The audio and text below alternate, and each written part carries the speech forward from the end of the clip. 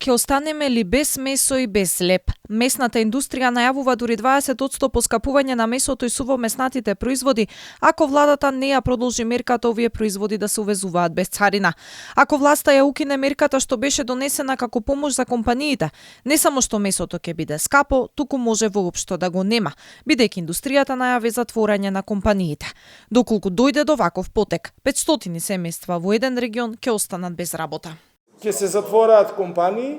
Прво што ќе се случи е дека цената минимум 15 до 20% ќе оди нагоре на месните преработки, со тоа што во можеби некој краток временски период ќе се случи да ние бидеме неконкурентни, домашните производители нема да бидат конкурентни во сопствената држава и тогаш или ќе ги затвараме капацитетите или ќе ги селиме во соседството. Па од таму ќе увезуваме готов производ. И тоа ќе дојде домашните да се поскапи од увозните на домашните трговски ланци.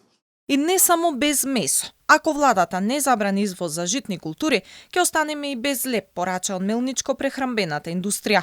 Од 1 јуни, лебот кој сега се движи од 33 до 50 денари во мало продажба, ќе поскапи за 5% колку што беше ДДВ-то предходно.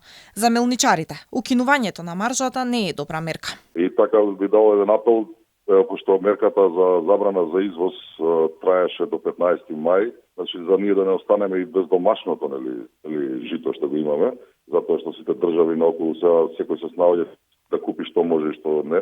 Па така би било добро државата да стави забрана за извоз. Колку толку имаат нека стабилна цена од домашните од собствените извори, значи од домашните житни култури.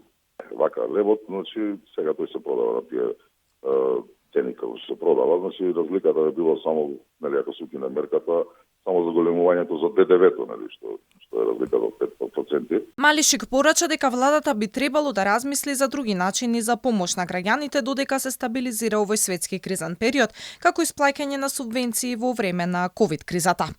По одмрзнување на цените на основните продукти на 1 март, граѓаните веќе се соочија со еден ценовен шок.